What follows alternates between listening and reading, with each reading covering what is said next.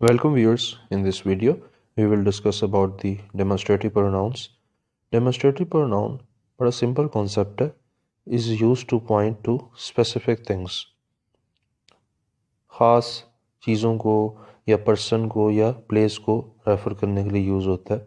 For example ये जो words हैं this, that, these, those, तो ये डेमोस्ट्रेटिव प्रोनाउंस के तौर पर यूज़ होते हैं. फॉर एग्जाम्पल फर्स्ट सेंटेंस पे अगर आप गौर करें, this is a nice gift, तो इस सेंटेंस में this word is use to refer gift, so ये डेमोस्ट्रेटिव प्रोनाउन है. इस तरह से सेकंड सेंटेंस देखिए, that must have been a nice gift for you, तो that is used as a demonstrative pronoun. And last sentence देखिए, these are lame excuses, तो these word is used to refer और point out excuses, तो ये demonstrative pronoun है. मज़ीद कुछ examples अगर आप देखें, that may take some time to finish, तो that is used as a demonstrative pronoun. इसी तरह से that is the Lahore fort, demonstrative pronoun. And my point of view is in correspondence with that of the jury. इसके अलावा demonstrative adjectives का concept है, हमने जो एडजेक्टिव वाली वीडियो सीरीज थी उसमें डिस्कस किया था.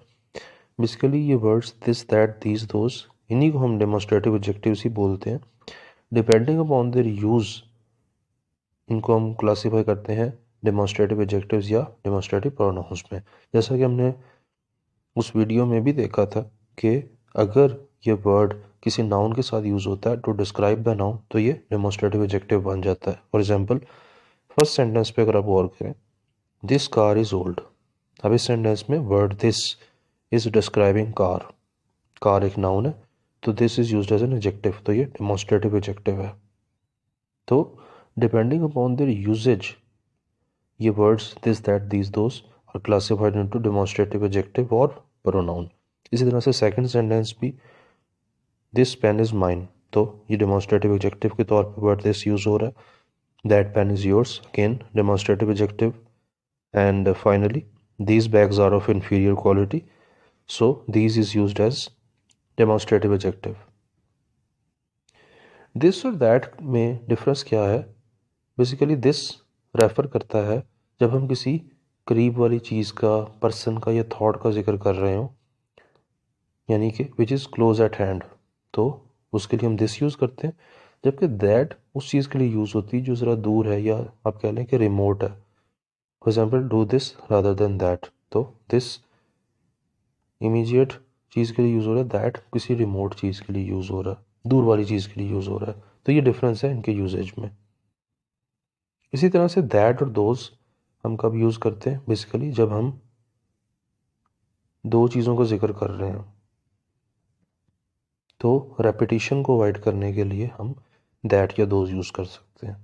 फॉर एग्जाम्पल अगर फर्स्ट सेंटेंस पे गौर करें, the weather of Rawalpindi is like that of Islamabad, अब दो शहरों के वेदर की बात हो रही है. तो अब इस सेंटेंस में अगर आप देखें तो वेदर हमने एक दफ़ा यूज़ किया, हमने वेदर के वर्ड को रिपीट नहीं किया. हमने ये नहीं कहा कि the weather of Rawalpindi is like the weather of Islamabad, sentence awkward सा लगता है. तो हमने रेपिटेशन से बचने के लिए वर्ड दैट यूज़ किया है. The weather of Rawalpindi is like that of Islamabad. That of Islamabad मतलब वो वेदर को ही रिप्रेजेंट कर रहा है कि इस्लामाबाद का वेदर, लेकिन हमने वर्ड यूज़ नहीं किया वेदर का, क्योंकि वेदर ऑफ रावलपिंडी पहले यूज़ हो चुका है. Like that of Islamabad, it is to avoid repetition, understood है कि ये वेदर को ही रेफर कर रहा है. तो इस तरह से दैट वर्ड हम यूज़ करते हैं रेपिटेशन को अवॉइड करने के लिए. और जब हम प्लूरल में यूज़ करते हैं तो रेपिटेशन अवॉइड करने के लिए हम दोज यूज़ करते हैं. सिंगुलर में दैट होता है, प्लूरल में दोज है. अगर आप सेकंड सेंटेंस देखें, this street I am sorry the streets of this area are worse than those of Samanabad. Again streets plural है, तो उसके लिए दोज यूज़ हुआ, तो स्ट्रीट्स ऑफ दिस एरिया और worse than those of Samanabad, यानी कि स्ट्रीट्स को ही रेफर किया जा रहा है, दो स्ट्रीट्स ऑफ समनाबाद. अंडरस्टूड है, तो हमने स्ट्रीट्स को रिपीट नहीं किया, हमने कहा देन दोज ऑफ समनाबाद, तो रेपिटेशन अवॉइड हो गई. अंडरस्टूड है कि समनाबाद की स्ट्रीट्स को रेफर किया जा रहा है. तो इस तरह से हम दैट और दीज को भी, दैट और दोज को भी यूज़ करते हैं. इसके अलावा जब हम दो चीज़ों का जिक्र कर रहे हैं और हमने उन दो चीज़ों को रेफ़र करना है दोबारा से, तो दिस जो है वो बाद वाली चीज़ को रेफ़र करेगा और दैट पहली वाली चीज़ को रेफ़र करेगा।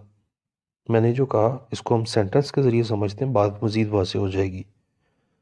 अगर आप ये सेंटेंस पे गौर कीजिए, red and white balls are used in cricket, this bracket में white in one day cricket, that bracket में रेड इन टेस्ट्स।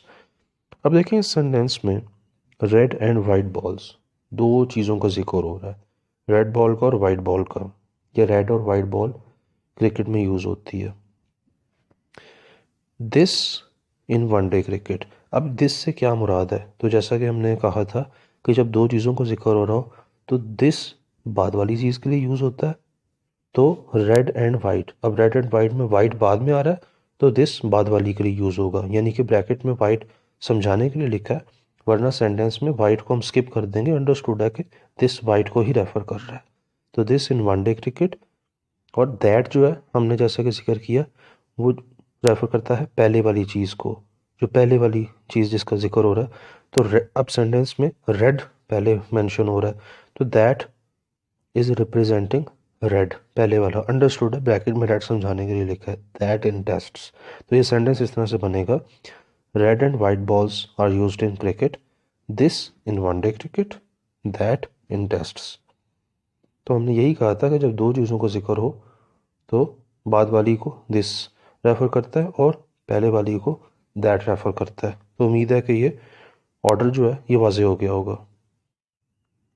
चैनल को सब्सक्राइब कीजिए और बेल आइकन को क्लिक कीजिए ताकि आप चैनल के साथ कनेक्टेड रह सकें। अगर आपको कोई क्वेश्चन है, कोई कमेंट है, कोई फीडबैक है तो आप ज़रूर पूछिएगा, कमेंट कीजिएगा, आपको उस पर ज़रूर रिस्पॉन्स मिलेगा।